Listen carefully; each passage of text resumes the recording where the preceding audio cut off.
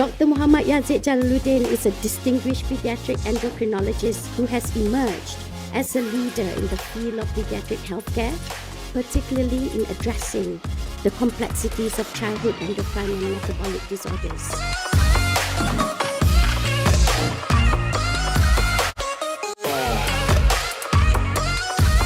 The other two academicians that were there with me was telling me, "Oh, you save the day."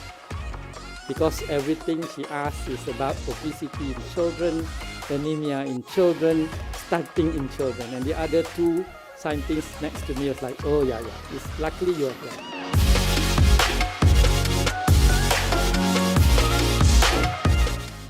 He has shown himself to be the consummate educator, ensuring that the people around him graduate on time and embracing lifelong learners, as how he did with the nurses in UMMC and with your PhD student.